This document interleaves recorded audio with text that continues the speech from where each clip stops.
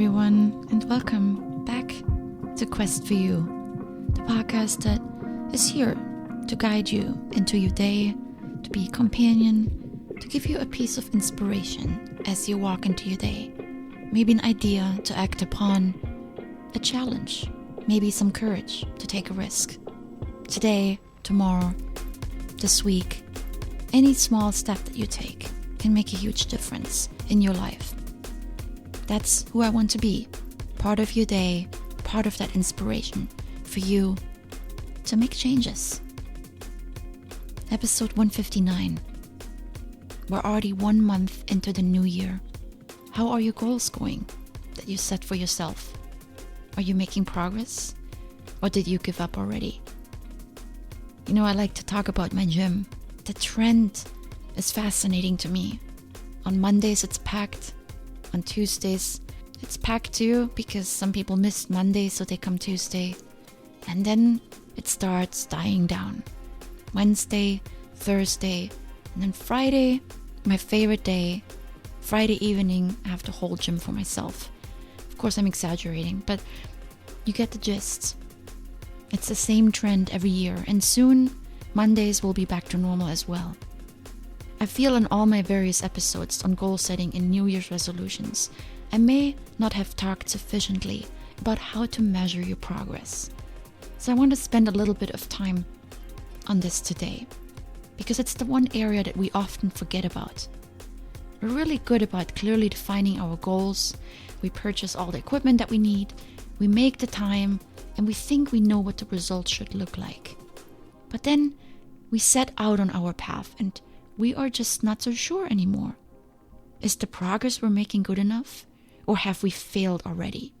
How do you know what you're doing is working?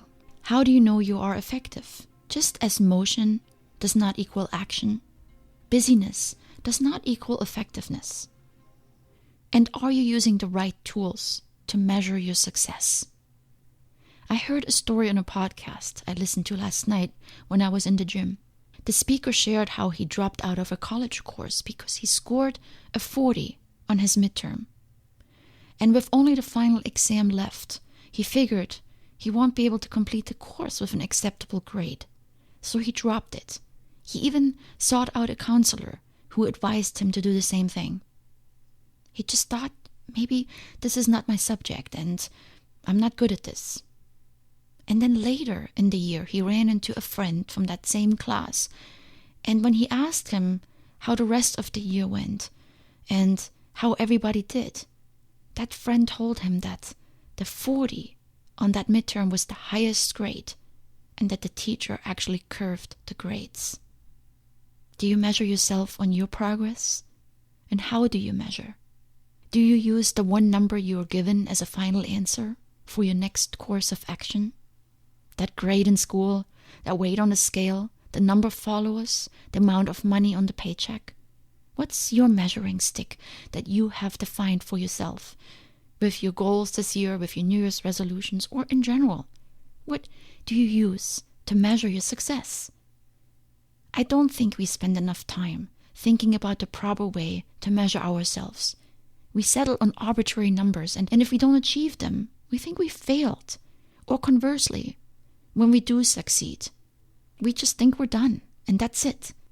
It's not only important that you measure, but you also need to spend time on defining how you will measure yourself. But I think what happens often is this. Our measurement is just a thought on the side. We are so determined to achieve something, and our motivation is so high that we don't believe we need to measure ourselves. We feel invincible. In our mind, we're already halfway there. The plan, the passion surrounding it, and determination to get it done. We don't need to measure anything, right? We know we need a certain number on the scale. We know we need that A in that class. We know we need to get the acceptance letter.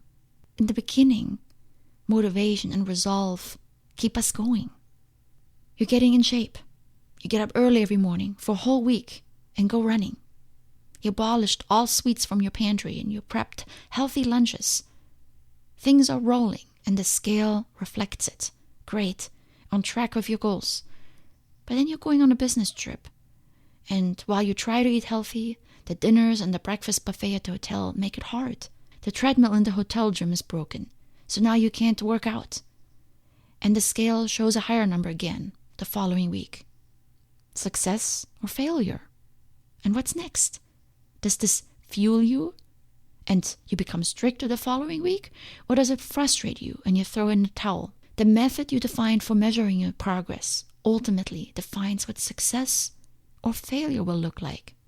So it's worth spending some time defining it. I have learned that success or failure are rarely as absolute as one single number. Numbers are definitely helpful. If you want to improve your health, you should measure your body mass index, your blood pressure, your waistline, and compare it against the standard for a healthy person. Your leadership and management skills at work are evaluated by your boss at the end of the year, most likely with a number. And improving your finances could mean paying off a certain amount of debt or saving X number of dollars. Numbers are important. They serve as a guideline, and they can give us a quick idea if we're heading in the right direction. But numbers should not be the only measure you use, because numbers can quickly discourage us. Over the years, I have learned to look at a few more things, especially when the numbers are not what I expect. And I use these everywhere in my life, at work, at home, and with my personal goals, and even with friends as an encouragement when they feel they are off track. 1. Set a standard of your own. Yes, you can have a number in mind, but also set a standard for yourself. I like timelines and milestones. By X date, I want to be this far. Personalize your journey. The number we have in mind is the end result. It omits looking at all the hard work that has to take place to get you there. So define a few milestones on the journey that are your own, and don't use other people's definitions of success. Just because they say they got a six-pack in 6 weeks doesn't mean that has to be your measuring stick. Be realistic and give yourself time. Look at yourself objectively and define something that makes sense for you. Many paths lead to the same result. Find a way to measure your progress that is meaningful to you. 2. Focus on progress. If the weight on a scale goes the opposite direction, use that as feedback to make changes and not to give up. If you already broke your New Year's resolution, start again. Don't wait an entire year. Pick a new date, next Monday, the 1st of the next month, and start anew. All journeys in life have dead ends. The fact that you on the journey to make a change is progress in itself. Wouldn't you agree? Last month you did nothing, and now you're at least trying. Life is not a straight shot. So turn your focus to each step of the journey and don't get caught up in heading there in a straight way. My weight fluctuates daily. There's no rhyme or reason to it sometimes. I can eat well for a few days and weight goes up. I have a pint of ice cream one night and the next morning I'm 3 pounds down. Don't let numbers define your quest. Focus on action and forward movement. That's all you have to do. And as long as you do that, the numbers will eventually follow suit. You had a couple of setbacks, a few bad days. Okay. Get up and keep moving.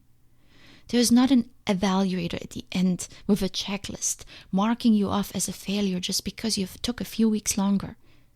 Remember, all the programs you read about that have a timeline attached, 20 pounds in 4 weeks, 30 days to being fit, these are all marketing strategies to get people to buy products. They're dangling carrots in front of you and most people fall for them because they promise something in return. So don't turn yourself into a marketing guinea pig. This is your life. Walk at your own pace and simply focus on giving just a little bit more today than yesterday. Something is not working? Take action. Don't sit on it. Don't let it get completely out of hand. Just try something else. This will ultimately bring you closer every day to your success. Not whether or not you made it in 10 days. That is not important. And number 3, focus on learning. Anytime you take on a challenge, you're doing something outside of your daily norm. And that means you're stretching yourself and you're learning new things. Obstacles challenge us. If the scale goes only down, you would never stop and question yourself. If you only get positive feedback at work, you'd never be challenged to modify your approach. When we miss our goals, when we don't reach the numbers we expected, that is the point where we are called upon to make tweaks. So make learning part of your measurement. Always ask, what am I learning here? Do I know more now than I did yesterday? When you get discouraged, look at the results that you have. When I feel down because I've not invested enough time into marketing my podcast, I look at the 150 plus episodes I've already recorded.